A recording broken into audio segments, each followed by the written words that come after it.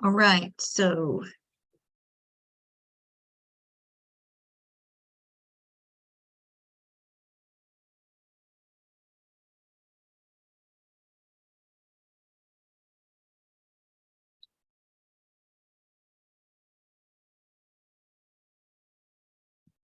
the math question, were you comfortable doing the math?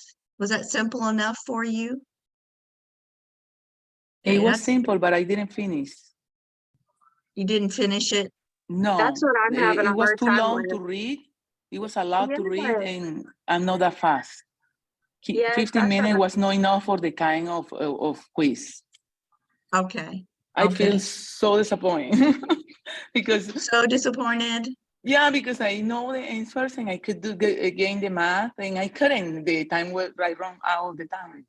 Mhm. Okay. Okay.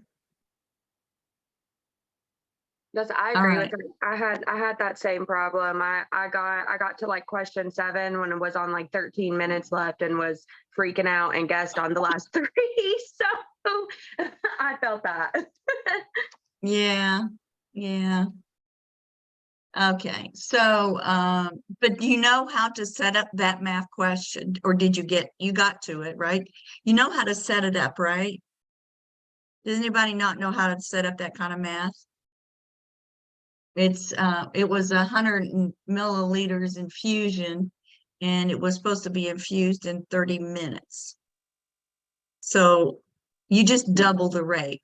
So it's 200 mLs an hour.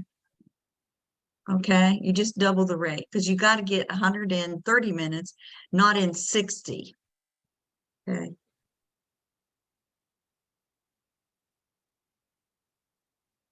There's Kimberly. Hey, Kimberly, what happened? Oh my God, I've been here waiting to join in, and then like I just dumped out. My mom's like, it's 3:15. I'm like, what? I'm so sorry. Normally I'm on time. I'm very sorry. Okay, so I'm going to put you in a breakout room so you can do your quiz.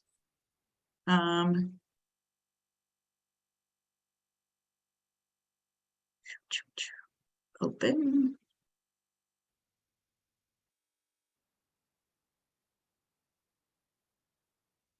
So when you're finished the quiz, go ahead and go to the breakout room.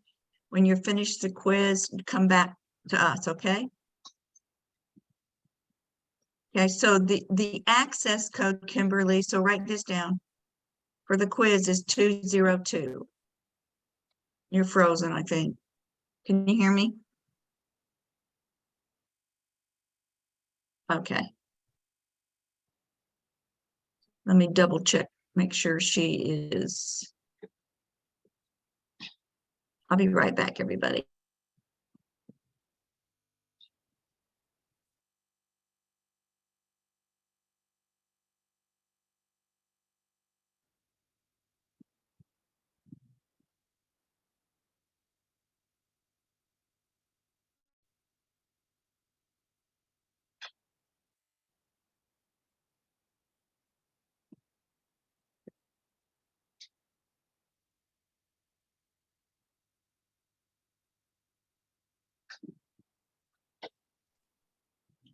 Okay, so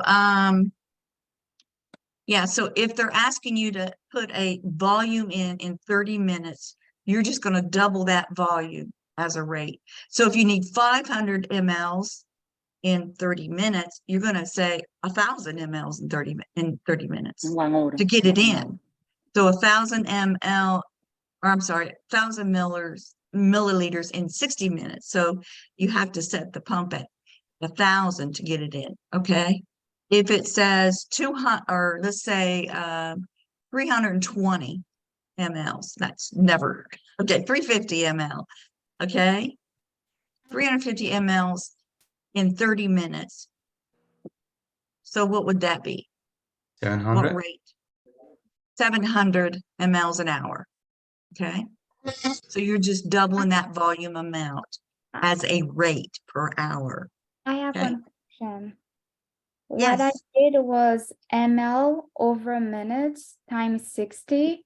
Would that be correct? So So I did like no.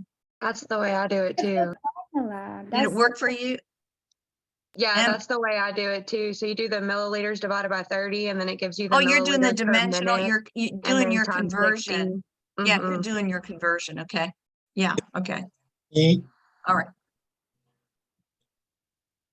Good, any questions? Fritz?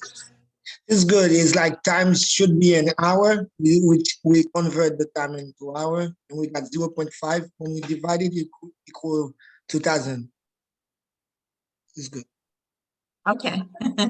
It's So another one, Prima Harris, she's in her second stage and she's dilated to 10 centimeters. So this is one of the questions from this week's content. What do you know about clients that are dilated at 10 centimeters? Sam, you know that answer. Yeah, they're ready to deliver. They're ready to go into stage 2 and deliver. So she wants pain medication at that time. She needs a what, Sam?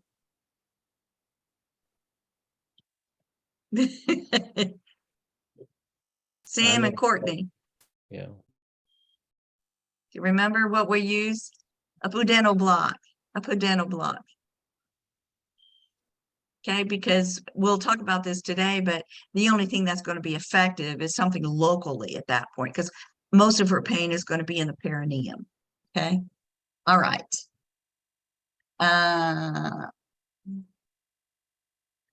Two factors that are considered the powers of labor. So, what causes labor? Or not, what is occurring during labor? Contraction. Contractions. That's one power of labor. What's the other power that makes that baby be delivered besides contractions? Dilation. I'm sorry, Sam? Dilation. Okay. Pushing. Well, contractions cause dilation, Okay. but what's the second power? Isn't it pushing? Pushing. to push. I'm sorry? Isn't it Pushing. pushing? Pushing, yeah, pushing. Okay, so contractions and pushing are the two powers. Good. All right, so if you are taking care of a client in the office and she's 34 weeks pregnant and you're getting ready to listen to Doppler, use the Doppler to listen to fetal heartbeat, and she's lying flat on her back and she says she's dizzy, what's going on? It's compressing the somethings because she's laying flat on her back. So you need to turn her to her left side, and then That's it right, Courtney. stops it, and then it lets is it the blood flow or something? I can't remember Yes, exactly what it was, exactly. but yeah. So there, It's fine. remember, when you think about the anatomy, the inferior vena cava, which is taking blood back to the heart, if mom is laying flat on her back, it crushes it. It flattens it out so the blood flow is reduced. Okay, so yeah, we got to get her off that inferior vena cava. Exactly. So she's getting lightheaded and baby's not getting any blood flow. Okay. What's physiological anemia?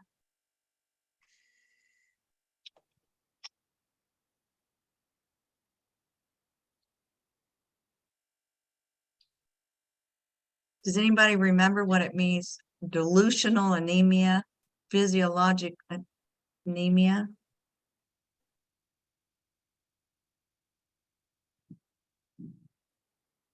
Okay. I guessed on that one, so I don't know. I don't even know if I got it right. Okay, so physiologic anemia or delusional, during pregnancy, she has a lot more plasma in her blood. So it looks like her blood is diluted. Even though she has more red blood cells, she has a lot more plasma. So it looks diluted. And it's called, and so if you look under a microscope, it would look like anemia, but it's not true anemia. Okay. We really don't define anemia until mom's hemoglobin drops below 10. Okay. So was the answer 30 to 45 some percent of plasma or something? Was that the answer? Let me look at it. It was 40 to 50%. I mean, 40 to 50, yeah. Yeah, Couldn't, it's the plasma volume. couldn't Oh. it be the decrease in red blood cells too for these questions?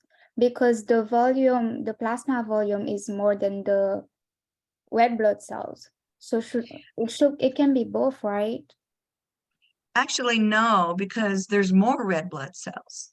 It's not a decrease in red blood cells. But there's much more growth in the plasma volume than there is in the red blood cells.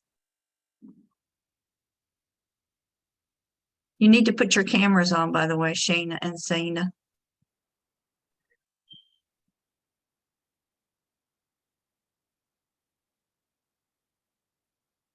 Shayna, turn your camera on, please.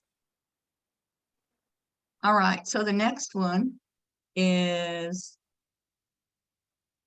what is the placenta? What is so important for the placenta? What does it need? Nutrients. It needs blood flow. Blood flow, yeah. We need as much blood flow getting to that placenta as possible. So we need to have our interventions. We know what to do if we need to increase the blood flow. If she has low blood pressure, go ahead and get her on her left side and give her some fluids, okay? Give her some oxygen. So we're supporting well oxygenated blood to the placenta for the fetus. Okay. What is RhoGAM and why do we give it? It's when the mom's RH negative and the babies are RH positive, and so the Mhm. bloods don't really like mix. And I think I was reading something where it doesn't like affect that pregnancy, but it's like any pregnancy after that, or unless you told us that. I'm not 100% sure, but something like that. You are correct. Yep. Yep. So if she has no antigen D, okay, she's RH negative, but if her baby does, then we need to give her RhoGAM so she does not make antibodies against the D antigen from the baby, okay? So that the next pregnancy, she's doesn't have any antibodies. So we give her a temporary supply so her body doesn't make it. So this only affects RH negative mothers. So RH negative only, okay? So if there's any risk of blood mixing, like if she has an abortion or she has some trauma during pregnancy, when there's a risk for blood to mix between mom and fetus, we need to give RhoGAM, okay? It's only good for 12 weeks. Okay, so if she had early pregnancy bleeding and yet she was able to keep the baby, we need to probably dose her again after the end of the pregnancy.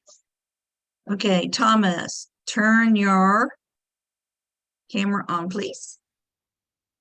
Okay, so GTPAL, we're going to do some of that today. Well, maybe you need to know how to do that.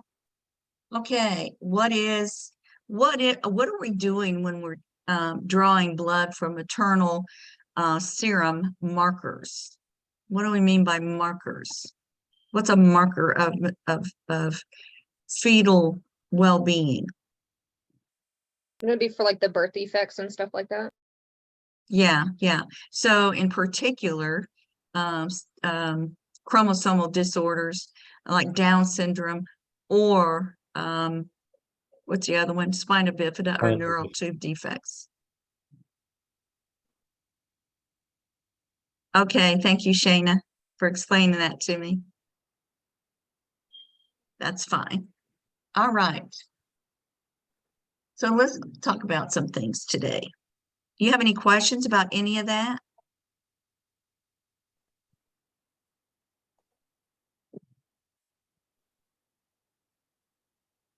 Okay. Yeah, but we'll go over some things today. All right. Let's start with this one. Where are you?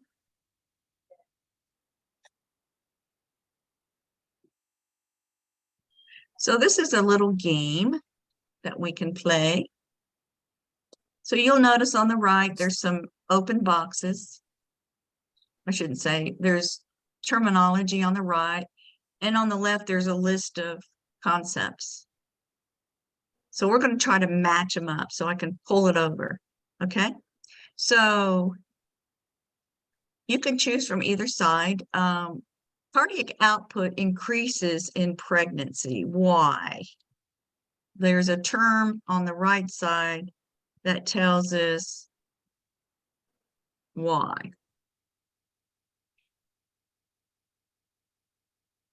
The oxygen demand. Yeah. Now, some of these can be used more than once, and some of them might not be used at all. Okay. Plasma volume increases more than red blood cell volume. Psychologic anemia. Yeah, so this is the physiologic anemia. Yep. Maternal hypotension and fetal decelerations. Supine Supine hypotension. Yep. What? Supine hypotension. Yes. Let's see. Yeah. What else? There's another term in here. Is it uteral placenta insufficiency? Yes. That blood flow, between the uterus and the placenta is compromised. Okay. Knee chest positioning has to do with umbilical cord prolapse. It's a position we put clients through to improve blood flow when the cord is pinched. Okay, so that is kind of associated with the left lateral position. Okay, so the action for decelerations would be what?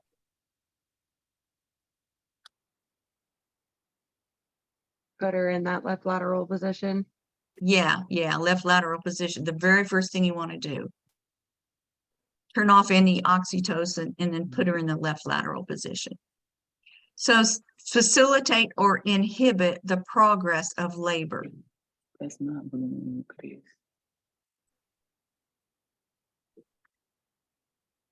Facilitate or inhibit the progress of labor. Just to on. No? The true labor. This is the 5 P's of labor. Okay, there are 5 factors that might inhibit or facilitate labor. Adequate fetal oxygenation.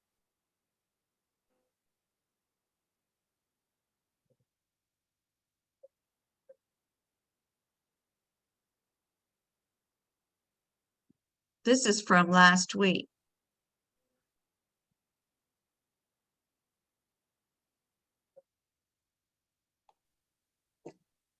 Is that the non-stress test?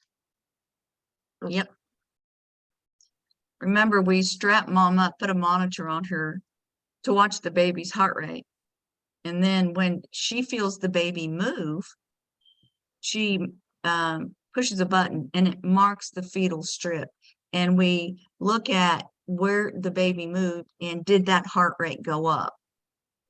Yes, it did. So we know that the baby is getting well oxygenated blood from the placenta. There's good uteroplacental blood flow. Okay, what about intrauterine growth restriction? Something that's inhibiting the growth of the fetus. Something is, yeah, nicotine and high blood pressure for sure. And sometimes some substance abuse drugs. Yeah. Okay. What is -3 + 7 + 1? Nagel's rule. Yep. What builds endometrium and relaxes the uterus? It also might cause low back pain. Progesterone. Yeah. So you know the uterus also has ligaments, 3 sets that suspends it in the pelvis to support the uterus. So progesterone actually relaxes those ligaments too, but it relaxes all the ligaments in the bony structures. So that's why muscles might be pulled in different directions because it's more fluid. Okay. All right. Autosomal recessive. Like sickle cells? Yeah, Or- it's the carrier screening we're talking about. Sickle cell, CFS. So cervical dilation and effacement. True labor. True labor? Yeah, along with the contractions. Okay. Inadequate blood flow to the uterus and placenta. That's the Uteroplacenta uterine insufficiency? insufficiency. Yes. Chadwick, Goodell, Hagar, positive HCG.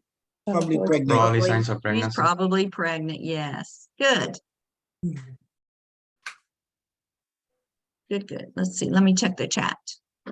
Okay, Thomas. Okay, so if you're having to go to the bathroom, go ahead. I'm sorry, that's kind of too much information for you. Okay. What do we have next? Oh, yes, let's do this. So we'll do this and then we'll take a break.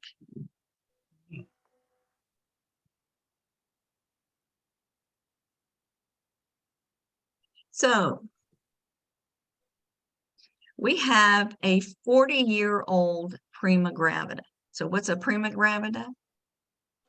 First time pregnant. First time. First time pregnant. First Okay, first time pregnant. And she comes to the hospital. She thinks she's in labor. She's 39 weeks gestation, which is the most common week to deliver. Okay. She thinks her water is broken. Okay. And she is planning a medication-free birth.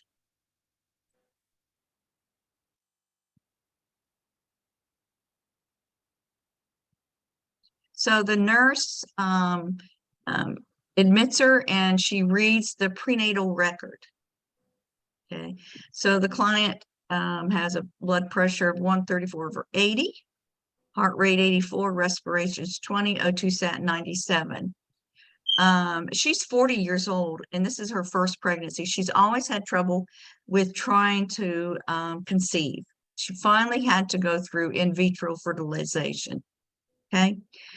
Clients who go through in vitro are more likely to abort, are more likely to have a very preterm baby.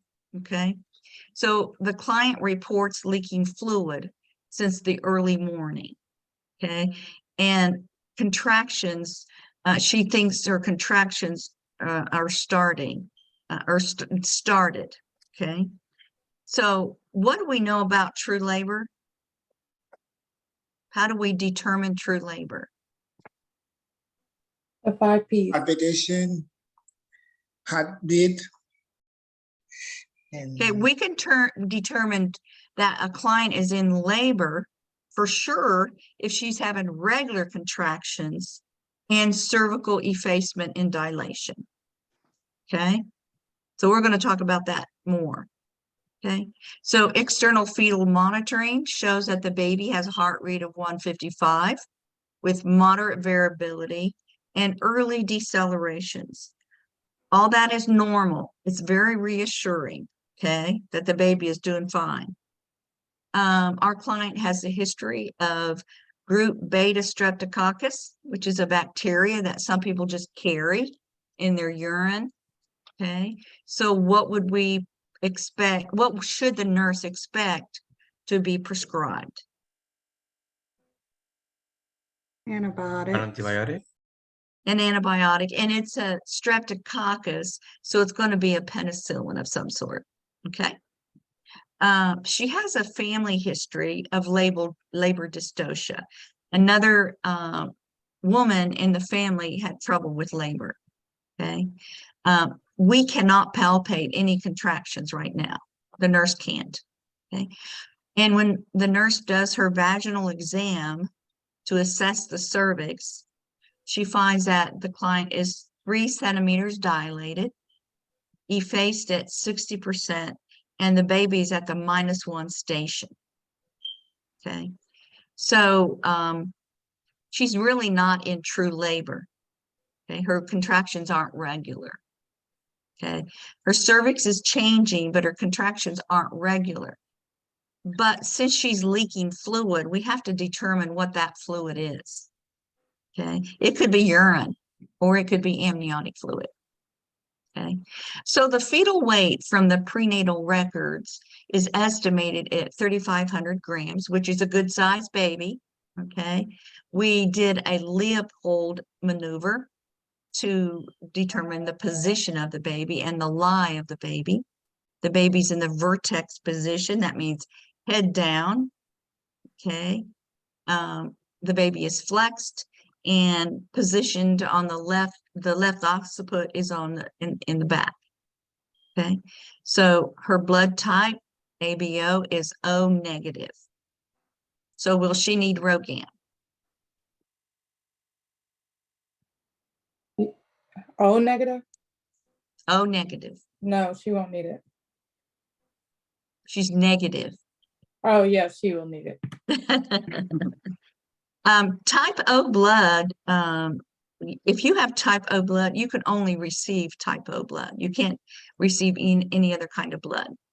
You can give your blood to anybody, Yeah. especially O negative. It's like gold. It's usually the type of blood we give if there's an emergency. Okay. So the nurse reports findings to the provider. The client's vaginal fluid is assessed. So remember, she said she was leaking. We have to determine if it's amniotic fluid or urine. How do we assess that? Option 1, the client's vaginal fluid is assessed with a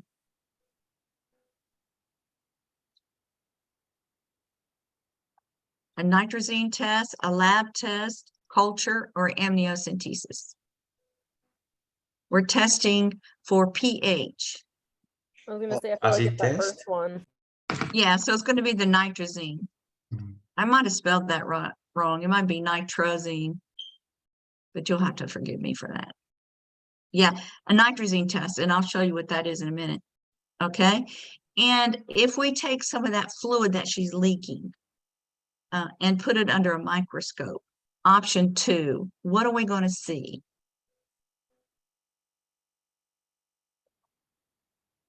Under the microscope, if it's amniotic fluid. pH.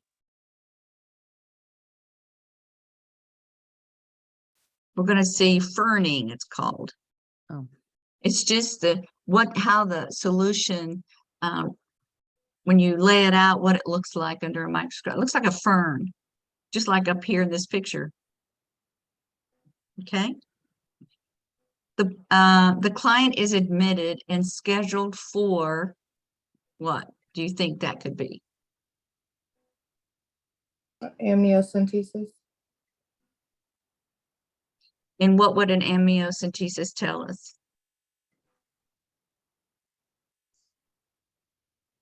And if it's reached the baby, right?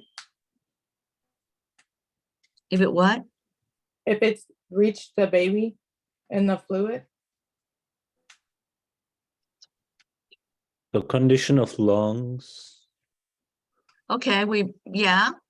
She's 39 weeks yeah. pregnant. We know those lungs are mature. So Would it there's no be- indication. Yeah, there's no indication for an amniocentesis. Would it be labor induction? Yes, labor induction. So if we go back and look at her history But again, she hasn't dilated. okay, she's dilated at 3, 60%, no palpable contractions, but she's leaking fluid. Okay, so, and this will make more sense to you as we go on. You're not going to be asked this question on your exam. She's leaking fluid and she's 39 weeks pregnant. Okay, and it is amniotic fluid. If we allow her to continue the pregnancy, she could actually develop an infection. So we have to put her in labor. Okay. So labor induction is the answer. Okay. So option 4, The provider notes that the client has a history of group braided strep and orders what? Penicillin. Penicillin. The nurse points out to the provider that the client is Rh negative, so she will need Program. Program. Rogam. Good. So labor is induced by, anybody know what medication we use for labor in this list? Oxytocin. Oxytocin, yes. Okay. 4 hours after we begin the oxytocin, she's having contractions that are regular now, every 4 to 5 minutes, and they're lasting for a minute. She's not moving quickly, okay? Every 4 to 5 minutes is not, super quickly, but there's 60 seconds. So we know that we want to see, let me put it up here. For labor to be progressing nicely, we want contractions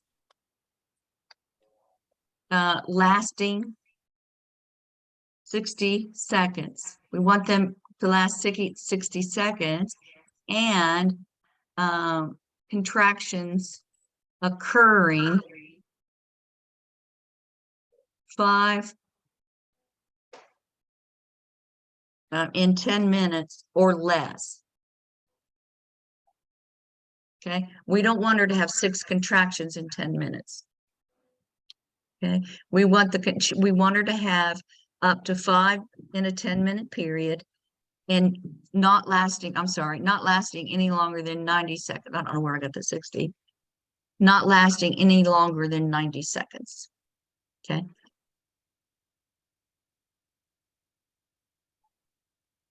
This will provide good labor progress without compromising placental blood flow or fetal oxygenation.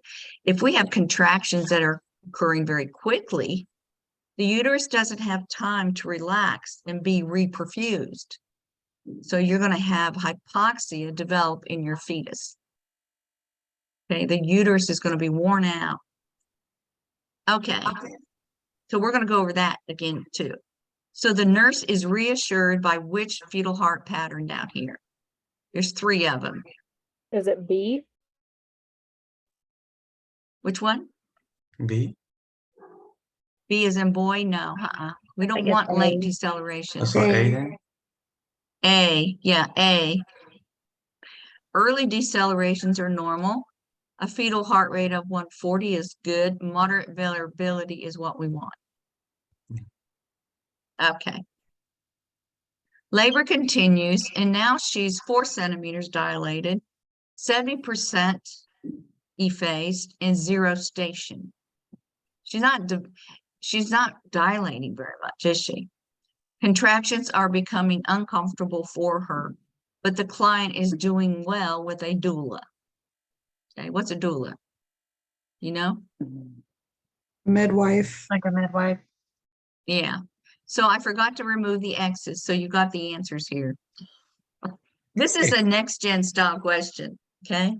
So some things that we need to teach our client during labor about changing positions, more upright positions.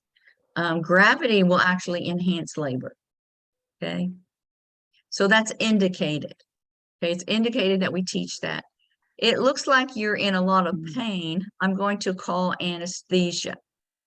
The classes before determined that that was contraindicated because she chose to have a medication-free labor.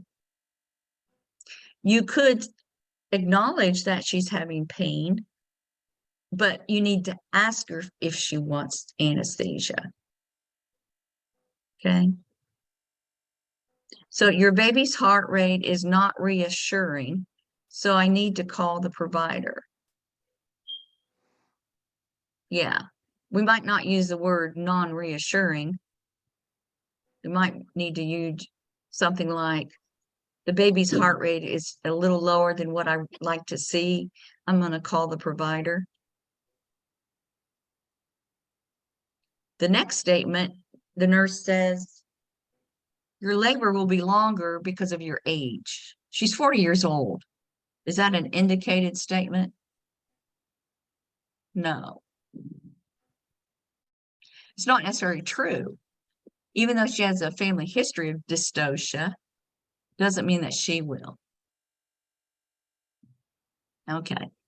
And that certainly would be offensive to her. And then the last one that the nurse makes is, you may have some clear fluids to stay hydrated. Is that No. indicated, contraindicated, or just non-essential? Contraindicated. Okay. Actually, it's not contraindicated. It's really non-essential. Because right now we're focusing on her pain. This is about her pain. Okay, she could have some fluids. All right. So when we decide to put somebody in labor, they need to go ahead and deliver their baby. We call that induction, to induce labor. And we use oxytocin. We know where our client is right now. She's at 4 centimeters, or she came in at 3 centimeters and 60%. So the Bishop scoring tool that we use is a way of assessing the inducibility of the cervix. In other words, is the cervix in a condition? Is it soft? Is it dilated? Is it effacing? So that if we just start oxytocin, everything will go well? Or do we need to do something else before we give her the oxytocin? Okay, so that's what the Bishop score is for, assessing the condition of the cervix. Okay, that's all you have to know about the Bishop score right now. So the higher the number, the better. Okay, so with her, her cervix is, let's say it is soft, and she's dilated. See, it's posterior. Okay, it is soft, so that's 2. She's effaced at, what did I say, 60%? So that's another 2. So that's 4. She's effaced, or she's dilated at 3 centimeters, so that's 6. Fetal station -1, so that's 2. So she's at an 8. So we can go ahead and just give her oxytocin. Okay, so that's what the Bishop score is for. So as you have your client with her doula in labor, she said, she lashes out at you. She said, it hurts so much. I can't do this. Get somebody in here who knows what to do. So she's mad. Okay. How would you respond to your client, like lashing out at you like that?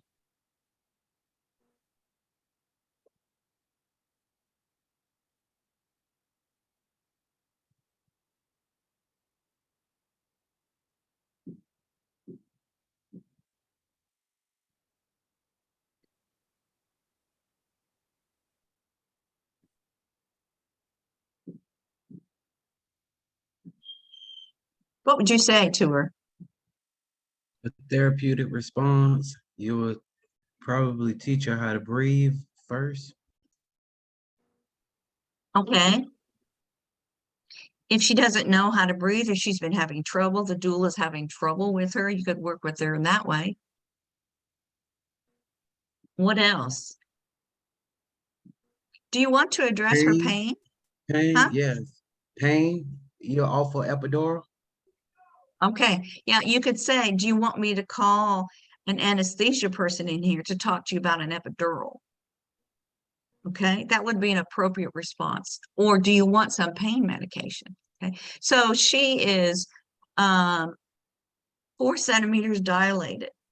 What would be the best option for pain management?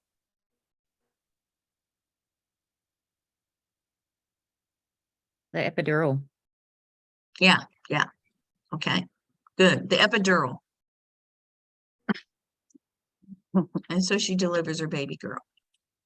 Let's say, so what we'll do is we'll take a 10-minute break, come back here at 15 after the hour, and then we'll start in the content so that you can begin to understand and put some of this stuff together.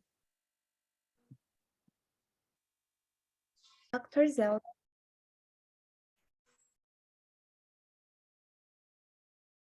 I have one question. The quiz, it's only 1% of our grades, right? And then the 5 quizzes altogether, it's 5%, right? Correct. So how come it dropped my grade so bad if it's only 1%? Like I had an excellent grade and now it's really bad and I do not understand if they did it correctly or not. Well, it's programmed, so it's correct. I can't really answer that question because I don't know the inner workings. But I'll look at it. I'll definitely look at it. I mean, it's 1%, you know, so it shouldn't Yeah, be. but actually it's 1%. But what did you do on the quiz before? So out of 2%, if you got them all right? Well. I did well on the first one. I had a Well, good. you don't have your homework in yet either. Of course, homework's turned off. No, I don't know. No, before the quiz, I had an excellent grade. And when I took it, it dropped me really bad for 1%, you know? So I It's a don't, KGA, so it's a heavy weight. Quizzes are heavy weights. 1%. Even though it's only, It's because it's only showing the average of those 2 quizzes right now. Yeah, it still hasn't counted any exam, any other Yeah, KGA. So yeah, Yeah, when you that's get the how it other works. quizzes and other exams, it'll average out better, but it's just giving you that mean average of these 2 quizzes right now.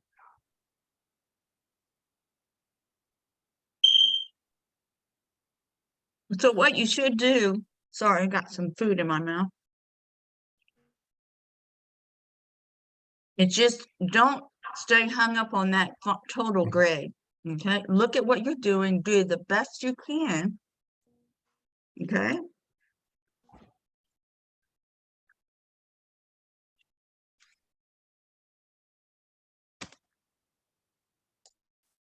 Okay, let's talk about our client in labor. Okay, so the intrapartum is labor and delivery, right? The peripartum, it can also be called peripartum, labor, delivery, postpartum, the time that she's in the hospital, you know, going through labor and delivery and the postpartum, and then a couple weeks after delivery. So that's called a peripartum period, PERI. During the intrapartum, when she's in labor, we have to not only monitor and have a care plan for mother, but also for the baby, for the fetus. We have to assess the fetus, how the fetus is responding to labor, okay? So let's see what we need to do. So what is labor? Okay, we've talked about this a couple times already. So we know that to determine, to define labor, in other words, we can tell the mother she is in labor if she's having regular uterine contractions and that those contractions are changing the cervix, okay, dilating it and thinning it out. And I'm going to show you some pictures of what I mean by that, okay? Thinning it out means effacement, to efface. So if you look at these pictures in the very top, in the top row, it shows you the cervix as it is effacing and dilating. The very first picture shows you that the cervix is still closed and still long, okay? It's still long, okay? As those contractions occur, what it's doing, the top of the fundus at the top, the strong muscle is contracting. And when it contracts, it pulls up the bottom of the uterus and out, and that's what opens up that cervix and thins it out, okay? So the next picture shows that that cervix is actually effacing, fully effacing. In other words, it's short and you can't palpate it anymore. It's not long anymore, it's short. The next picture shows that the cervix is actually opening up. So, you know, this is the fetal head, this is the uterus, this is a cervix, and this opening here is the vagina, okay? So in this, by time she's 5 centimeters dilated, and she's fully effaced. And then the last picture shows that her cervix is fully effaced and fully dilated.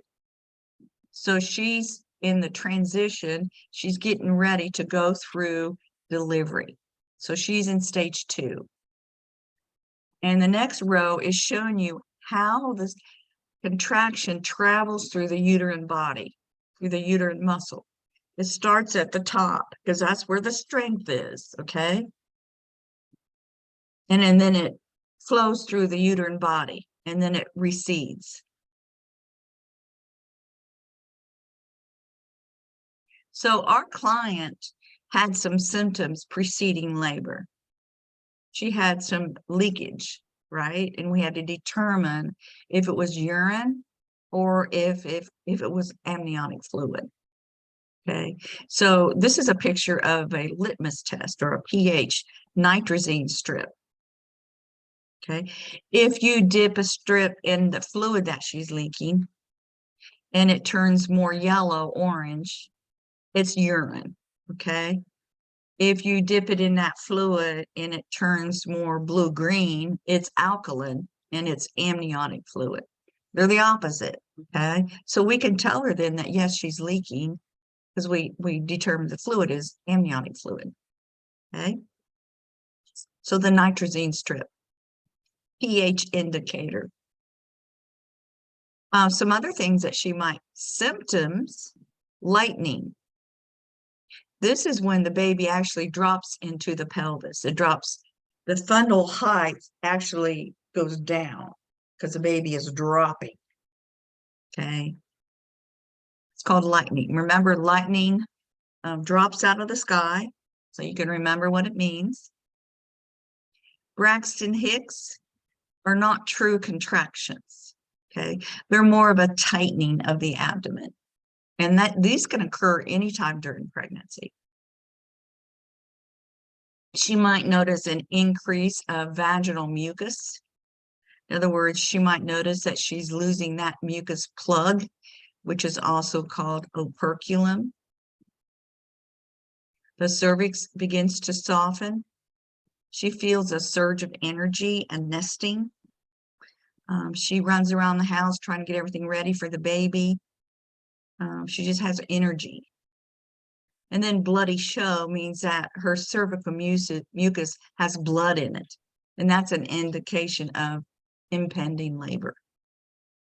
And then possibly rupture of membranes. Now, when the amniotic sac spontaneously opens and leaks fluid, it's not a problem unless she doesn't go into labor.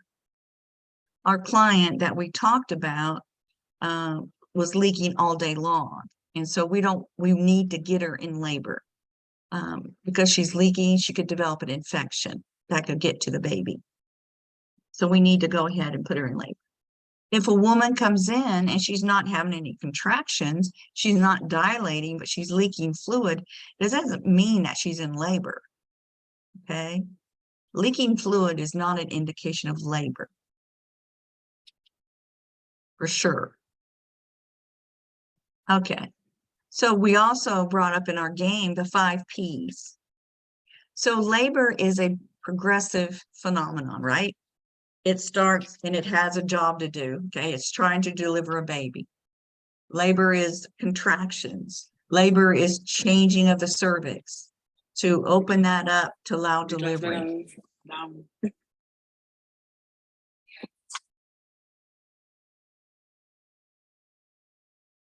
That's okay. Let me change your name.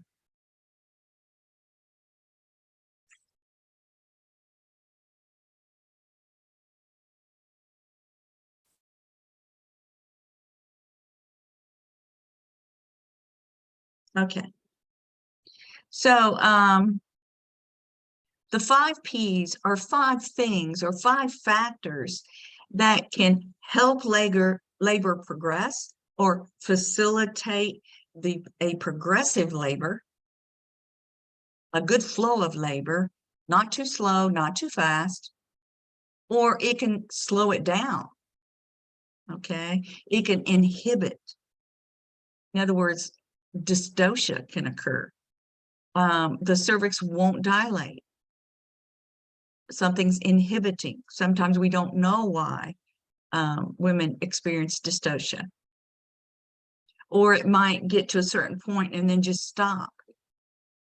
Okay, we don't always know why. So let's look at some of those factors.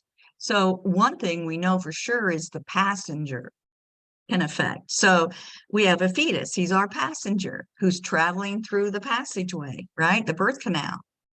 So our passenger just might be too big. A big baby can inhibit labor, can cause trouble. Might be difficult for the baby to descend if he's too big. Okay, so the size of the fetal head. What about the presentation? What is presenting? Is it the feet? Is it the head or the butt? What is the lie? In other words, is the baby up and down with feet down or head down? Baby transverse? How are you going to get a baby to go through labor and navigate through the birth canal, the passageway, if they're crosswise? Okay. Who sent me text messages? Okay. So, so the fetal lie means up and down, crosswise, diagonal. Okay. The fetal attitude is about the flexion of the head and the neck. I'll show you pictures here. And then the fetal position. So there's several factors with the passenger that can inhibit labor or facilitate. And then the passageway, mother's structure, her pelvic bone structure. Does she have a gynecoid pelvic design? Okay, is she gynecoid or is she platypoid? Is she got a flat pelvis, an android pelvis? You don't have to know the different types of pelvic structures, but just knowing that a different kind of structure, like a platypoid structure of the pelvis bones, can inhibit labor. That baby might have trouble. Okay. What about the soft tissues of the passageway? What if she has some scar tissues? That can inhibit labor. The cervix, if it won't dilate, that's soft tissue. If it won't dilate or it won't efface, we can't, labor doesn't progress. Okay. The powers, we talked about what's the engine behind labor? What is it that gives it power? Well, contractions. Contractions, what's caused the changing of the cervix and causes descent of the fetus. The secondary power, the primary power are the contractions. The secondary power is mom's pushing, her bearing down efforts, because we do want her to push. When she's in stage 2 and she's fully dilated and fully effaced, then during the first contraction, we want her to push. Okay. We want her to relax and rest between contractions. And she needs to have at least a couple, 5 minutes between contractions to allow that uterus to reperfuse and allow the placenta to reperfuse. Okay, so primary and secondary powers of labor, the engines behind the progress. And then mother's position. We like to change her position. We want her to have more upright positions if she can, sitting on a ball, standing, walking, squatting. Those are all good positions because we're using gravity to help the descent of the baby. And frequent position changes might give her some comfort. It certainly improves circulation to the uterus and to her body, okay? And then the last thing is the psychologic response, the last P, okay? What mental or emotional state is your client in? Is she having a lot of anxiety? That's going to inhibit contractions, okay? So a client that has a lot of anxiety either had a traumatic pregnancy and labor before, or she's just afraid. She doesn't understand what's going on, okay? So we have to consider all those things, and we have to also consider her cultural needs at that time. A side note is a precipitous labor. Precipitous labor means a labor that starts and is finished with the birth of the baby and the placenta within a 3-hour period. That's too fast.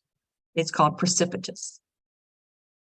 Okay, so the 5 P's of labor are those factors that can either inhibit labor, cause problems, slowing down, some dystocia, or these 5 things can actually facilitate labor. Okay. So passenger, passageway, powers, position of mother, and psychological response.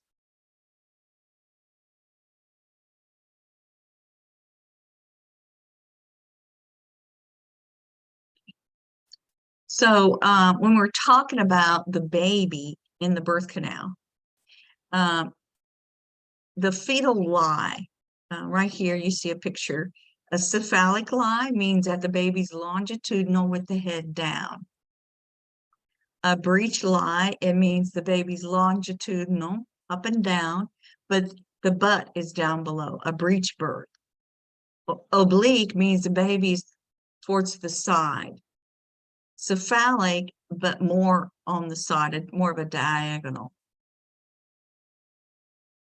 And then transverse, we have to do a cesarean section for a transverse. Even a breech, most providers like to do breech births by cesarean. Okay, so that is the lie of the baby. The first one is the attitude, this one here. The attitude, as you can see in these pictures, the very first picture of the baby right here.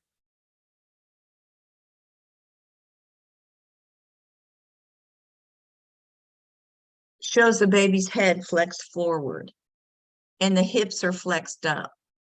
The knees are flexed, the arms are flexed. So the baby's in a certain position, and this facilitates the navigation through the birth canal. So this is the most desired position.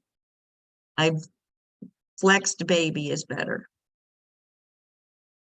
So the other 3 positions, you don't have to be familiar with them, but that takes it's a little more difficult for a baby to navigate through the canal when they're in those positions. So that's what we mean by attitude. The station, that means how far down into the mother's structure is the baby. Oops.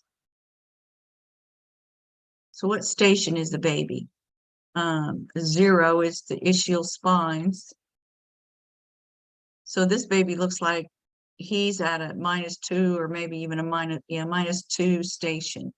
So the baby's not fully engaged into the outlet. So a station.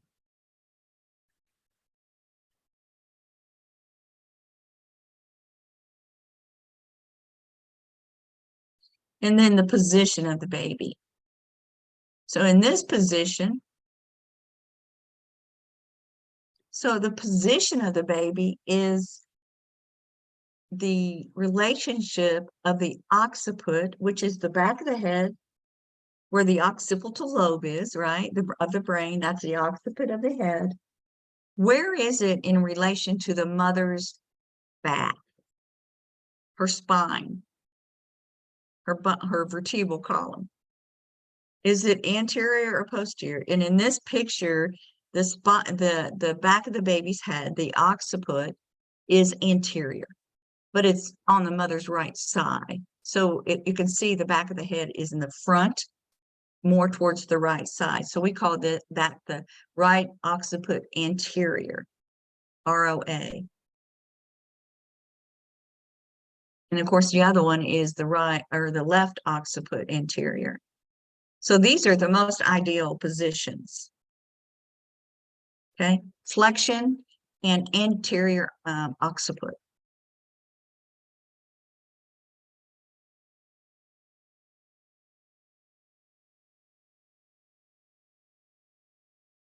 This one shows you the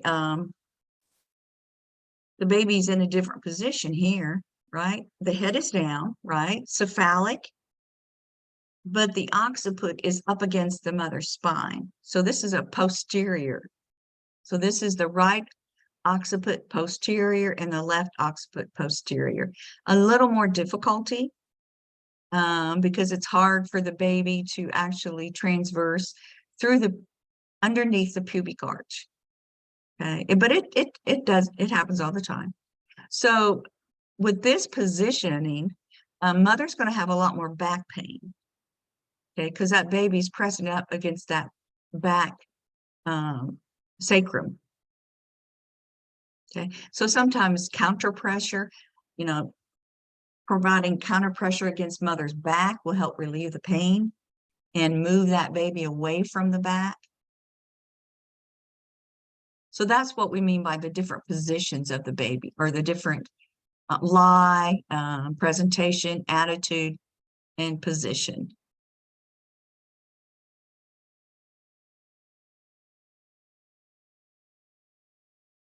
Okay. So we have our client. Okay, I brought those pictures here. And we want to do Leopold maneuvers to see the lie of the baby and the position of the baby. So you did that, and you determined that the baby, remember we put our hands on her belly and we can palpate to find the spine, find the butt, and find the head. And we can pretty much know where baby is. So you have determined that your baby is in the right occiput posterior. This is the way you did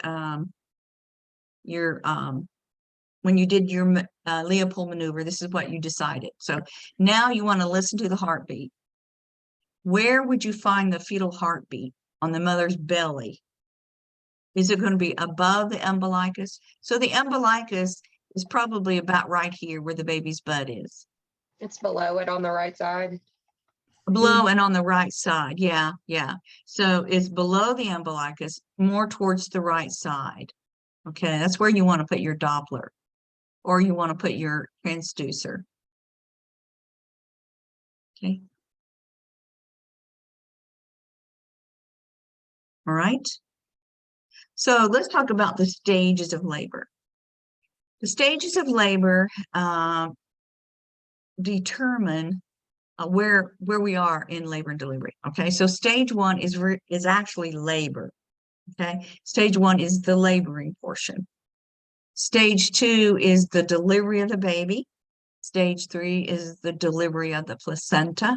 Stage four is postpartum in the hospital for the first 2 hours, most critically.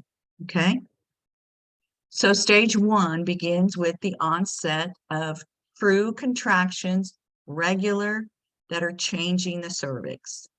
Okay, so stage one is the onset of uterine contractions that are actually changing the cervix.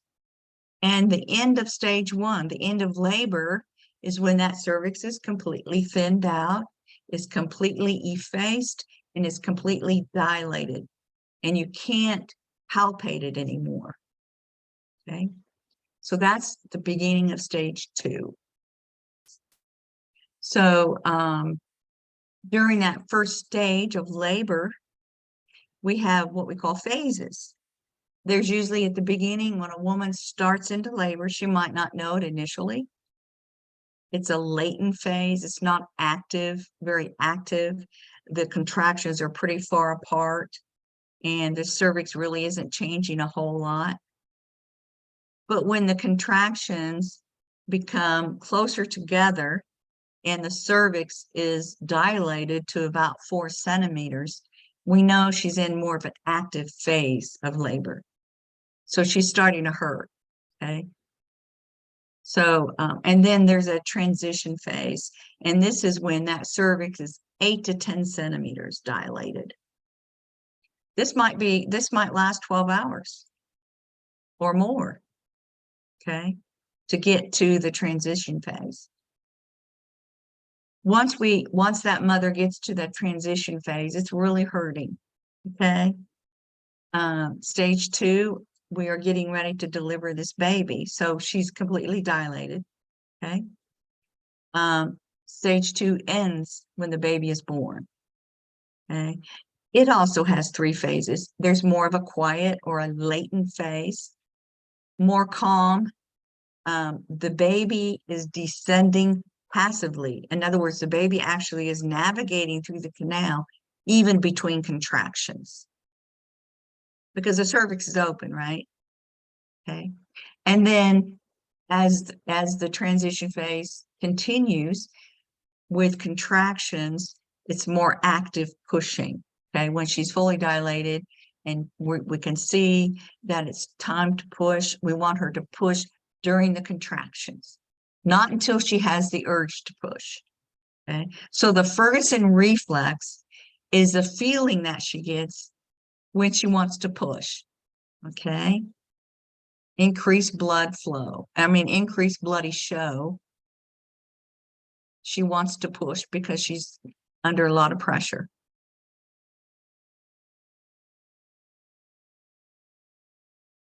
Okay.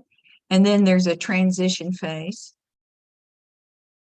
when the part that's presenting, either the head or the feet, is bearing down against the perineal muscles and the perineal floor. So you can see it bulging. Okay, so that's the end when the baby is finally going to be delivered. Okay, so it's a transition phase. So stage 1 and stage 2 have their latent phases, and they have their more active phases, and then a transition phase. Okay, so the Ferguson reflex, the urge to bear down and push, can occur before stage 2. Before she's fully dilated, she might experience pressure and that reflex activity that make her want to push. Okay. Any questions about labor? Okay. So once we have our baby delivered and we've clamped the cord, baby is skin to skin with mom, and mom is bonding that golden hour. We need contractions for the uterus, within the uterus, to continue, right? We need contractions they don't stop when the baby's born because we still have a placenta. Okay, the placental separation, when it pulls away from the mother's uterus, it's connected, and those blood vessels are interlaced like this.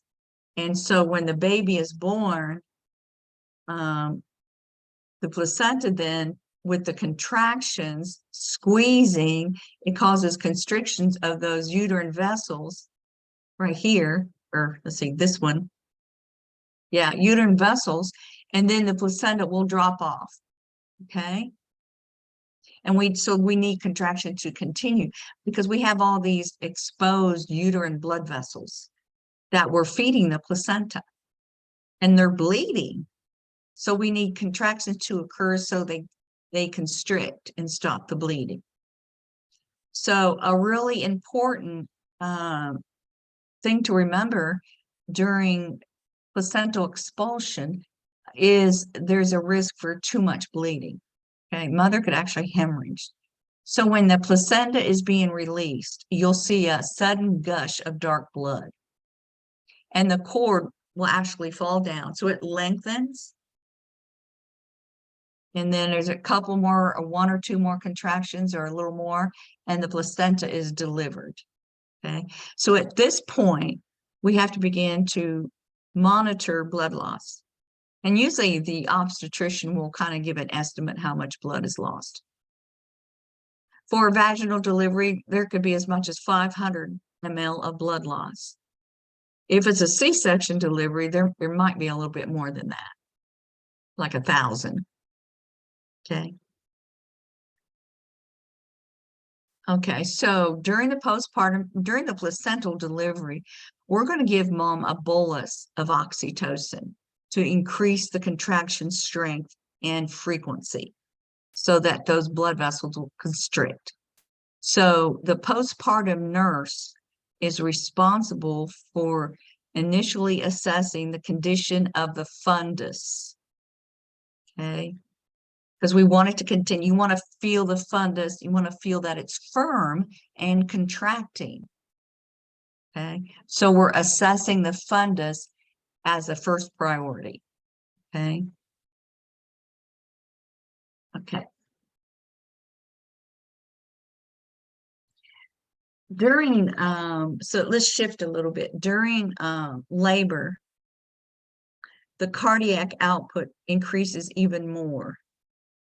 The demands on metabolic activity and oxygenation increase during labor. The heart rate will increase, the blood pressure goes up during contractions, and then between contractions, it drops back down to normal. Okay. Respiratory rate increases. She's going to be breathing faster. She might even become hyperventilated. There's an increase of oxygen demand, so she has to breathe deeper and faster. So she can become hyperventilated. What are some symptoms of hyperventilation? Anybody know? What would your client be Probably breathing complaining about quicker. if? Huffing Go and ahead. What? Lightheaded. Lightheadedness, yeah. What else? Respiratory acidosis. Yeah, but she's also going to feel some tingling and numbness around her lips, right? Tingling. That's a sign of hyperventilation. So what would you do for her?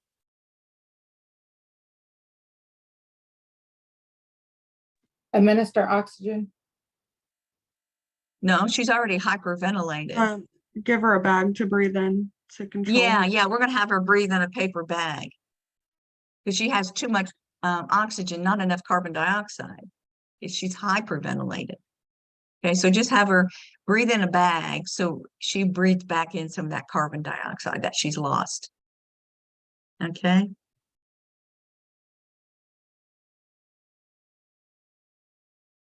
All right. This is a video that I want you to watch because it's really good. It describes contractions and what they're doing. So she inflates this balloon and it shows how the nipple of that balloon expands. She puts a ping pong ball inside of it. So I want you to, if you haven't watched it yet, open up these slides on your own and watch this video. If I turn it on, you won't be able to hear it. You could watch it, but you can't hear it. But it's pretty good because she puts a ping pong ball inside and then she shows you. Let me show you. So she has a large uterus and then the nipple of the balloon down there is considered the cervix. And as the contractions occur, you'll see what's happening to the cervix. See how the cervix is effacing? It's thinning out, getting shorter because the contractions are pulling it up and thinning it out. So she has her hands on top of the balloon where the fundus is, and you can see how she's pulling up because that's what the fundus does. And the cervix is almost thinned out completely and beginning to dilate here.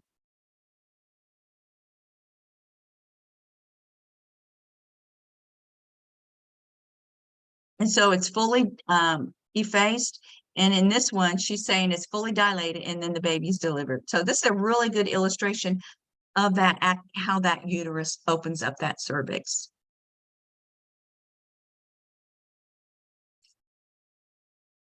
So once again, contractions in action, okay? Cervical effacement and dilation. And this is a good picture because it shows the cervix as it shortens and then as it dilates. Okay.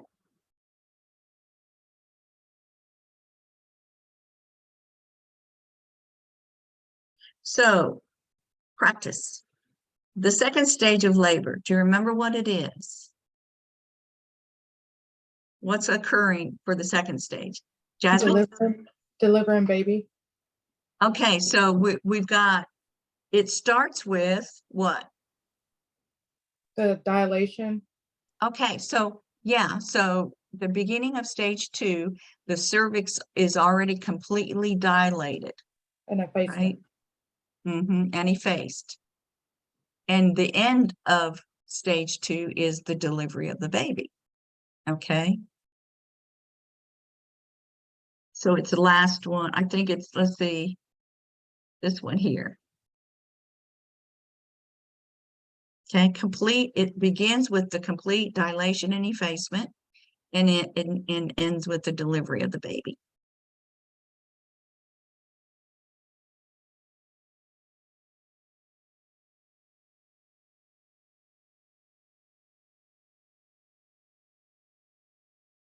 Okay, so here are some of the non-pharmacological pain management strategies or interventions that we can do with our client, or the doula can. The doula learns how to do some of these things.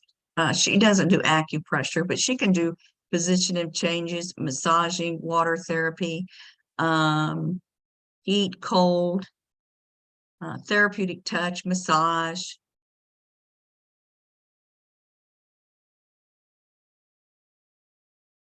So what is pain during labor? What's going on? So you know that there's 2 types of pain. There's deep, dull pain, and there's more of a superficial, sharp, stabbing pain. So viscera are the organs in your body. So the liver, the stomach, the gallbladder, pancreas, the intestines, the spleen, those are called viscera, the visceral organs. So visceral pain is pain deep in the belly. And so we're in labor, we're talking about the uterus. So deep visceral pain during stage 1 is the most likely experience. Okay, so she's going to have that. If you look at this figure, it shows you that abdominal that radiates to the back, and it continues in the first stage, and it begins to go down farther. This is still visceral pain. Okay, severe visceral pain. So the early stage of the second, or the early part of the second stage, she's beginning to feel, because she's dilated completely, she's beginning to feel more pain in the perineum, in the vagina, okay, the cervix. And so that kind of pain is called somatic pain. The second stage of labor is more of a somatic pain down in the perineum, the perineal muscles, and the rectal pressure. So the reason it's important to know this, because if you have, let me go back here. Let's say you have a client that's not pregnant, not in labor, but they have appendicitis, or they have cholecystitis. They've got an infected gallbladder, or they have Crohn's disease. They've got a lot of abdominal pain, visceral pain. The best medication for visceral pain is something like mifepristone, not mifepristone, meperidine Demerol, because it's going to treat that deep pain. Opioids work better for somatic pain. Okay, it's not going to help a whole lot of the deep pain unless you give a lot. Morphine is a strong opioid that's given for, you know, heart pain, chest pain. Okay. So we need to know what kind of pain they're having in order to treat it. So what are some of the best choices during stage 1? Well, we don't use meperidine. We don't use Demerol much. In some of the other countries, they do still, because it's easily accessed. It's cheap, but it's not safe because Demerol is broken down in little particles called metabolites, and they can accumulate so that the fetus is going to be pretty lethargic when delivered. Okay, so any opioid, fentanyl, Demerol, morphine, Dilaudid, all of those opiates depress the central nervous system. It depresses respirations. It makes a person lethargic. Certainly, it decreases the pain threshold, increases the pain threshold. Okay, remifentanil is a very short onset and fast acting opioid.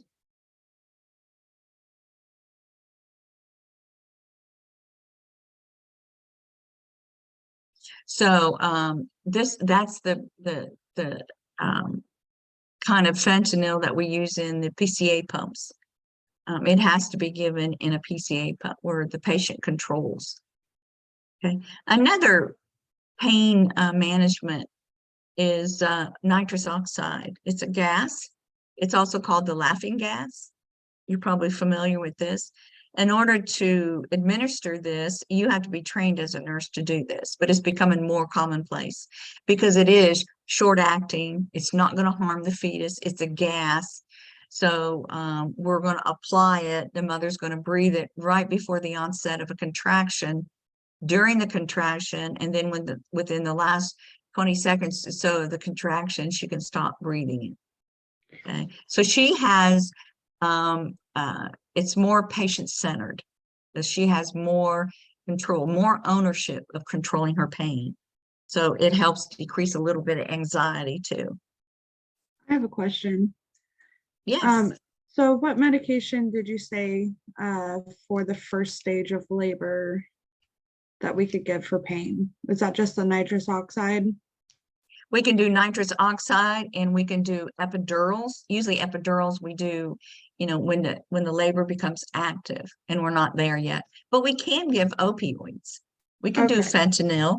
Yeah, we can do fentanyl. But we just don't want to use it late in labor. When she's in stage 2 or late stage 1, because the baby's gonna have some effects. Okay, thank you. Yeah, we want baby to be alert and active and crying and carrying on after delivery. Okay. So so sometimes we have to do general anesthesia. If we have a mother that did not have an epidural, but been using other sources of pain management, and we have an emergency, we need to deliver that baby now, we're going to have to do a general anesthetic. So we're going to have to put her to sleep with some anesthetic gases and other medications to put her into a deep sedation. Okay, because we're going to have to open her up. Okay, and of course the risk of an emergency of general anesthesia is if she's been eating, she could easily aspirate during when she wakes up or when we're intubating her. Also, it causes a pooling. It tends to drop blood pressure. It increases the risk for blood clots because it causes pooling of blood in the extremities. And then she's going to miss out on that skin-to-skin time with her newborn. She's going to be too sleepy. She has to recover for an hour after being intubated before she can see the baby. So she's going to be too lethargic to spend much time with the baby. It's too dangerous. She could drop the baby. Okay. So if we have a client like our 40-year-old that wanted to do medication-free labor and she got mad and she's late in her late stage 1, and she's too far. She's 8 centimeters, and she said, "Get somebody in here who knows how to do something." We can't do an epidural that late. Okay, it's not going to help. Okay, because most of the pain is somatic down in the perineum. So we can do what's called a pudendal block. And this is where we inject a long needle, and we're actually injecting something like meperidine. It's a long-acting, it's like lidocaine, but it's longer acting, deep into around the S3, the sacral nerve number 3. It's the pudendal nerve, and that helps stop the pain sensation from traveling to the brain. Okay, it's called the pudendal nerve block. Very safe and very effective. And sometimes if we have to do an episiotomy, in other words, if we have to make a cut in order to deliver the baby, we're going to do a block so she doesn't feel that. Okay. And that'll last probably 12 hours or more. Okay, it depends which medication they choose. Okay. And then the most common form of pain management during labor nowadays is the epidural. So the epidural is going to block pain sensation during labor, but she can still feel pressure. She can still feel the pressure of labor. Okay, it actually interrupts the pain signal from the lumbar vertebrae between L4 and L5 on down through her hips, her perineum, and her legs and her feet. She should still be able to move. Okay. A spinal is different because it goes into the dura mater, into the spinal cord. So it's going to block both sensory and motor neurons, and it paralyzes her from that point down. Okay. Little more dangerous because we could actually puncture and cause the loss of cerebral spinal fluid. So it's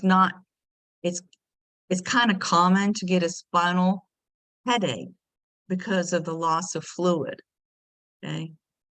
So we can anticipate that. And they usually use the spinals for C-sections and epidural for just natural birth or vaginal birth, right? Well, you can do what we call a combined spinal and epidural, where they put in a spinal needle that has a catheter, an epidural catheter. The catheter is on top of the needle. So we're going into the spinal cord and numbing it, paralyzing it, but we're leaving a catheter in the epidural space.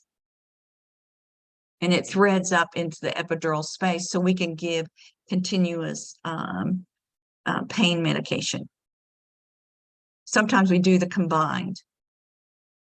Okay, so we can do epidurals just for labor, or we can do just an epidural for a C-section.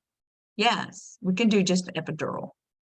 Oh, because I thought we just use the spinal for epidural or for the C-sections because you only need to be numb for so many hours. Because I had 3 C-sections. I never had a natural birth, and they just did a spinal with all of mine. I never had like you said, with the catheter put in, so I could get like continuous medication. But oh, okay, okay, so yeah, okay, okay. All right. So this is another picture of the Bishop score. I'm sticking in here.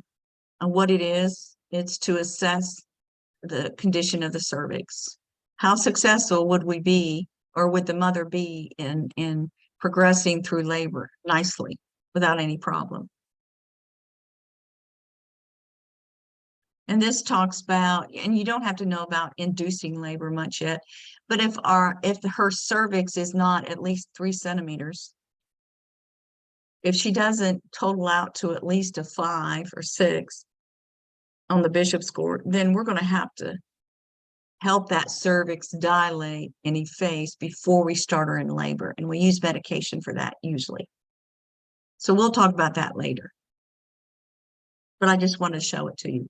So remember oxytocin, it causes uterine contractions. It's an endogenous hormone that comes from the posterior pituitary. And every woman who's in labor produces it naturally. It comes from the posterior pituitary. Sometimes we augment labor by giving her more.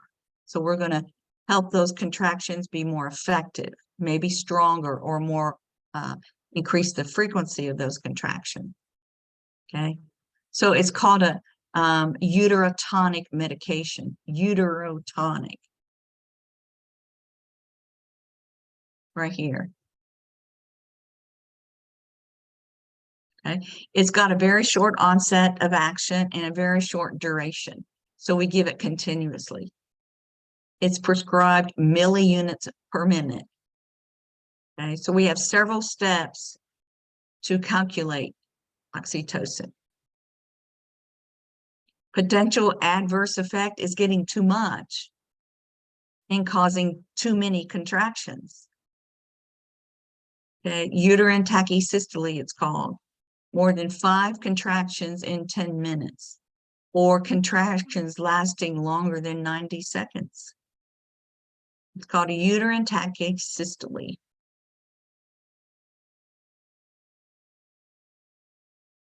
Okay.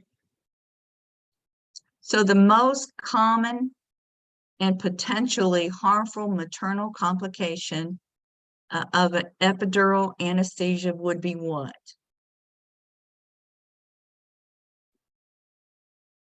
Hypotension. Hypotension, yes. Hypotension. So epidurals actually cause blood pressure to drop because we insert the needle and we numb the area. The medication itself just causes the blood vessels from that point down to relax. So the blood pressure drops. Okay. So that's the most important thing to know about epidurals. So what's our care plan? You have, if our 40-year-old is deciding to have an epidural, we have to, as a nurse, be aware of what the potential outcomes are with epidural anesthesia, other than infection, which is very common, very rare. I mean, very rare, okay? So you're admitting your 40-year-old and she's in early active labor after we start the induction. And so she's decided, because she's hurting so much, she wants an epidural. What would be one of the first things that you would want to do admitting a client? Take her blood pressure. B. It's A. Yeah, we want to know what the fetus is doing, how the fetus is responding to the contractions. Okay. For the epidural then, I'm sorry, I got ahead of myself. So we're scheduling for an epidural. And so as a nurse, you know what your responsibility is. Can you think of one responsibility? What was it somebody said? Sorry, that was take the blood pressure. Yeah, take the blood pressure. Baseline vital signs. What else?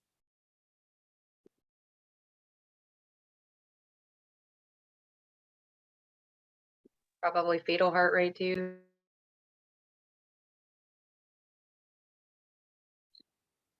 Consent form. It's an invasive procedure, so she needs to know the risk associated with the procedure. Okay, let's see.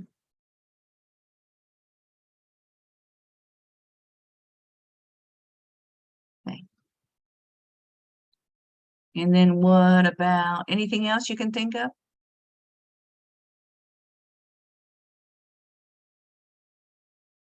We're going to give her some IV fluid before we even start. Knowing that the pressure is going to drop, we're going to give her a bolus. And usually we give a 500 ml bolus to begin with. And then we continue that infusion at a pretty fast rate. And then, of course, we're hooking her up to monitors, okay? We're going to collect the supplies. If the anesthetist doesn't have it, we can get him a kit. A lot of times they'll get her or him. A lot of times they'll get their own kits and help with positioning the client.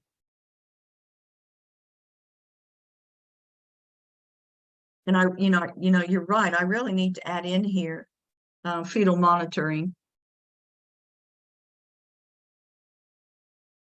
Okay.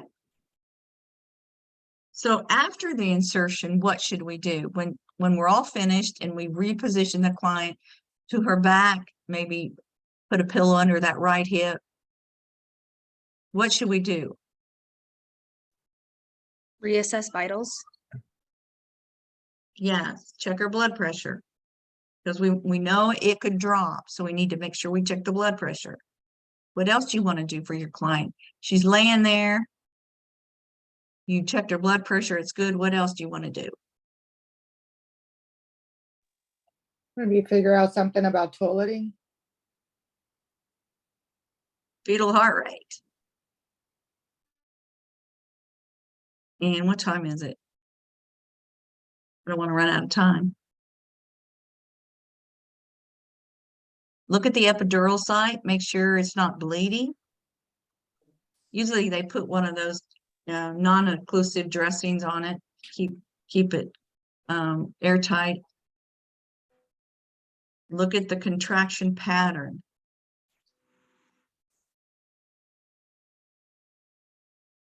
Assess her pain level. Is it working? Okay, that's why we're doing it, right? Is it working? What about her bladder?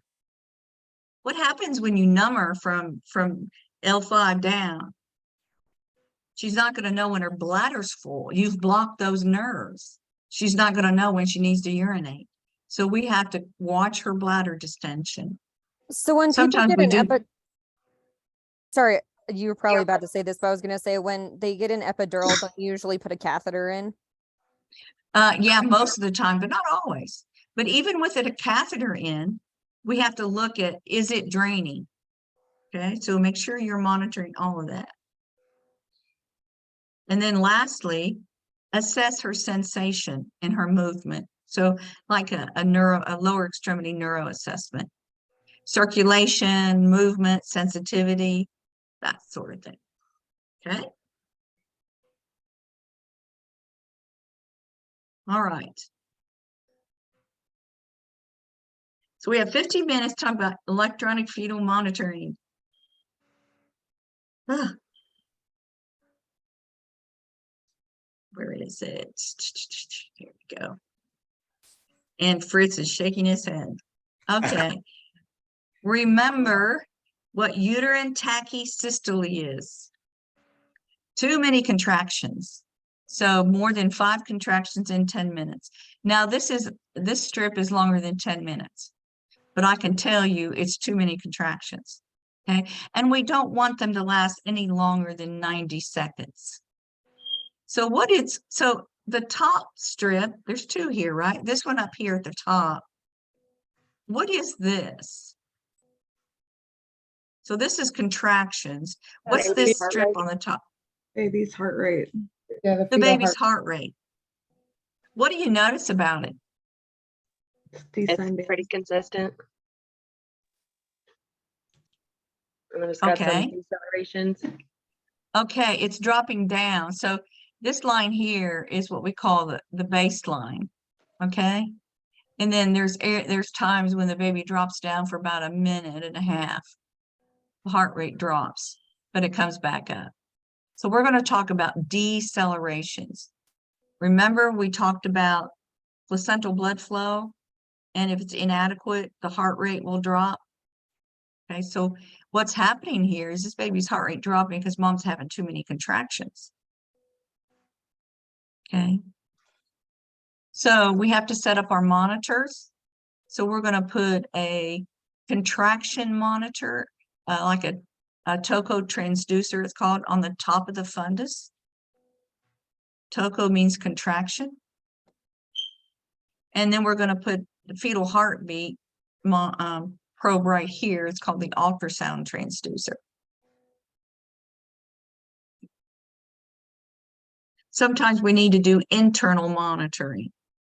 If placing the probes on the top, we're not getting a good picture, we're going to put an intrauterine pressure catheter. It's a catheter that goes through the cervix into the amniotic fluid, and it picks up the pressure inside the uterus during contractions.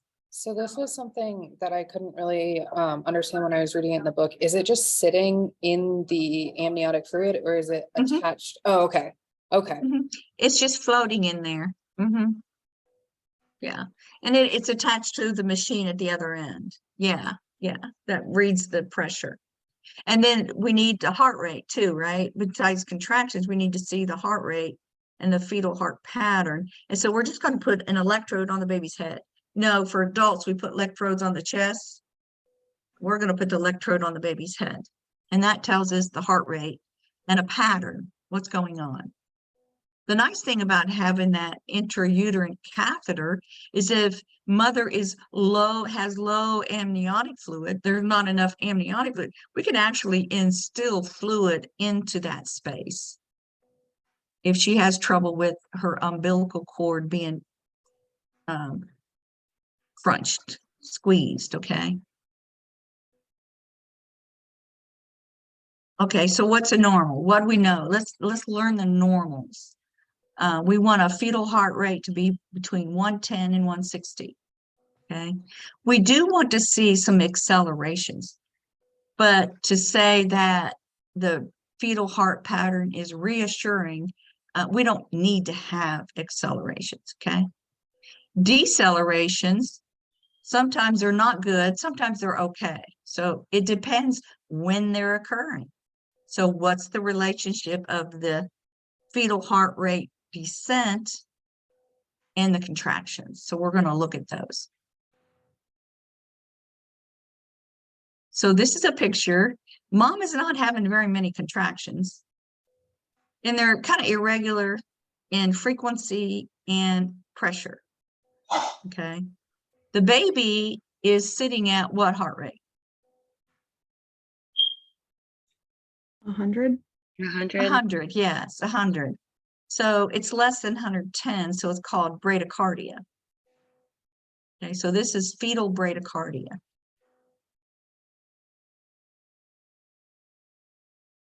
Versus fetal tachycardia, which is over 160.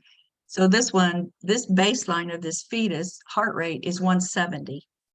Okay, mom could have a fever and have tachycardia. So here we have a baby with tachycardia. There's 2 contractions here. We're not seeing much go on here, even with the contractions. This is not a reassuring fetal heart rate pattern. It's too high and there's no changing in the heart rate. It's just so variability. To explain what variability is, let's go back to this one. There's no variability here. It's undetectable. If Rebecca's sitting here and let's say she's in the hospital and I'm going to put a pulse ox on her finger to get her heart rate, her O2 saturation. And you look on the monitor and you see the pulse or the heart rate changes. She's at 70, now she's at 74, now she's at 68, maybe 72. It's never the same, is it? It changes. She might sit up in her bed and it goes up a little bit. Okay, so the same thing with a baby. If there's an increased demand for oxygen with movement, we want to see the heart rate go up. We don't want to see it go down. Okay, so that's what we call variability. There's none here. This baby's not doing well. Okay, so normal variability is moderate. Okay. So the first strip here is like what we saw before, undetectable variability. Okay. Usually metabolic acidosis. The baby has hypoxemia, not enough oxygen. It's trying to compensate. Okay. And then the next strip down is minimal. There's not a whole lot, but there is some. There's less than 5 beats a minute change. There's a few little bumps. Okay, so that's minimal. What we want to see are moderate variability. This top strip is perfect. because the heart rate changes according to the movements. Maybe there's a contraction. And then the one at the bottom is marked. It's really too much change. And then I haven't seen that much. Okay, it's not necessarily a bad sign, but we certainly want to follow up with it. So we want moderate variability between 6 and 25 beats more. And if you look at this, whoops, go back here. If you look at this, the baseline looks like it's about 140. Okay. And then at this point right here, you can see it's up to 160. So that's 20 beats more. The heart was beating faster during that time. Okay. You have to just kind of look at these and stare at them for a while. This is called a sinusoidal. Just to reassure you, Fritz and everybody else, you're not going to see a strip on the test. You don't have to identify the strips on the test, okay? And they're not on the HESI either, so you can just kind of put that behind you. What I want you to know is that if the blood flow to the placenta is reduced, the heart rate drops. Okay, if she's got high blood pressure during a contraction, it might drop. Okay, or the contractions are too long, or the cord's being pinched. There's no blood flow, so the heart rate drops. It decelerates. This picture of this strip right here is a bad sign. There's some anemia going on. It's a sinusoidal pattern. Hypoxia has occurred. In other words, you know, decreased oxygen levels in the blood is called hypoxemia. Okay. Hypoxia is decreased oxygen levels in the tissues, in the cells themselves, and that's worse. Okay. This could be a baby that has blood incompatibility. Mother had Rh positive, and she had a previous pregnancy with an Rh positive baby, and Rh negative, and baby was positive. She didn't get a ROGAM. And during the second pregnancy, she's got antibodies against this baby's RBC. So anemia has been occurring throughout the pregnancy. And this is something you might see. Okay. This baby's in trouble. Okay. So, Miranda is watching her fetal monitor on her client, and you see that your client is having 6 contractions in a 10-minute time frame. Is this acceptable to you, No, Miranda? no, No. Which one in this list is acceptable? 4. 4. Yeah. So we don't want any more than 5 in a 10-minute period. Okay. What would be your intervention? What would you do if you saw too many contractions? Maybe turn off if she's on Pitocin or oxytocin, turn that off, notify the doctor, position her. Yeah, that's perfect. Turn off any medication she's getting. That's the first thing you want to do. And then roll her up on her left side. Okay. Give her some oxygen. Give her some more fluid. Okay. We're trying to improve perfusion of the placenta. Good. Okay, so here's a picture of what's called an early deceleration. Okay. Early deceleration means that the heartbeat drops as a contraction is occurring at the same time. This is usually caused by the head being compressed during a contraction. It's stimulation of the vagus nerve. Okay, so it actually, you can see here's a baby's heart rate, and it drops down between these 2 red arrows. You see how it mirrors the peak of the contraction? That's okay. Okay, so that's an early deceleration, and it's harmless. It resolves when that contraction begins to subside. It goes right back up to the normal heart rate. So we're not concerned about early decelerations. Here's another one that shows the contraction begins, and then at the peak is when the baby's heart rate drops, but it bounces right back up after the end of the contraction. or as the contraction subsides, so that placenta is getting plenty of perfusion. Okay, it's able to respond quickly. But these are called late decelerations, and these are a bad sign. So you can see mother's contraction, the peak of the contraction is when the baby's heart rate just begins to drop. So as the contraction subsides, the baby's heart rate is still dropping. So that means the placenta is not being reperfused quickly. That uterine placental unit is compromised for some reason. We're going to do the same thing we did for any other deceleration. We're going to turn off the Pitocin and turn her on her side. We're going to try to do whatever we can to improve oxygenation of that uterus and the placenta. Okay, this is not a good sign.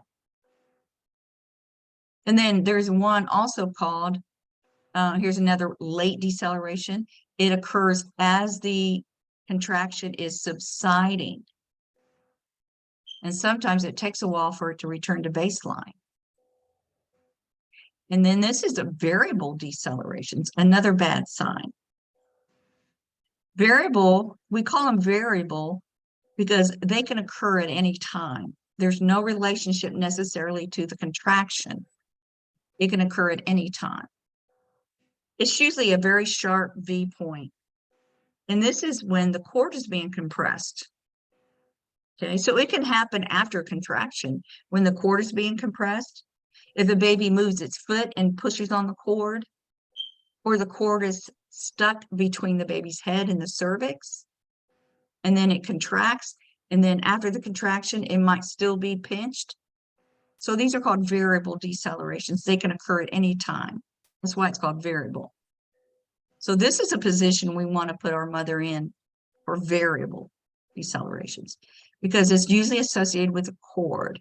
So if we have mom on her knees and her chest, that allows that baby to fall back down into the uterus and away from the cord, and improving placental and umbilical cord perfusion. These are prolonged decelerations.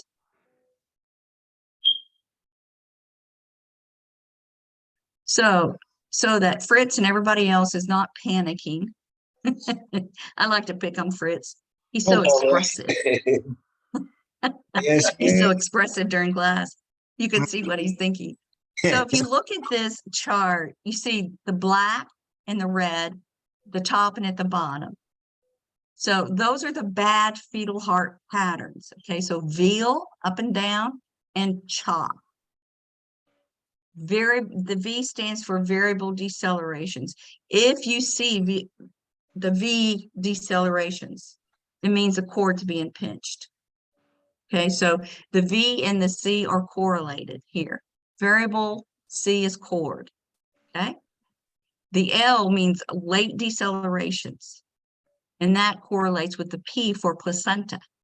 So uteroplacenta compromise or insufficiency, not being perfused. So variable decelerations, late decelerations, we need to turn off that oxytocin, roll her up, give her oxygen and fluid, and call the provider. The blue or the gray, early decelerations are harmless. H, okay, it's head compression during contractions, common. And A are accelerations, and those are okay and CHOP. So all you need to do is know this chart for your exam.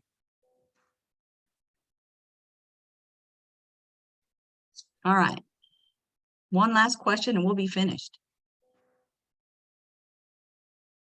Fetal tachycardia, what could be going on? A.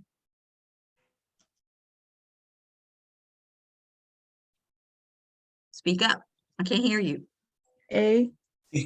Be confident. Yes, A.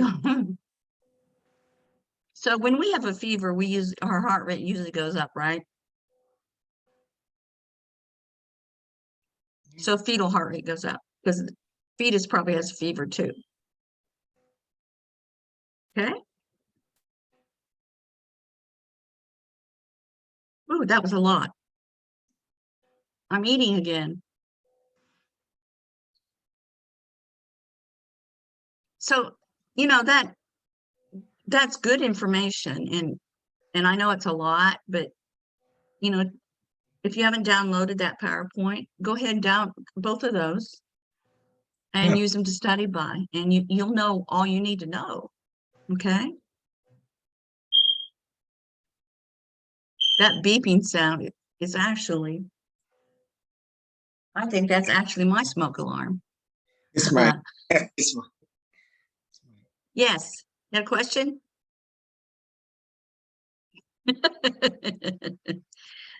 Okay, all right. So we're finished today.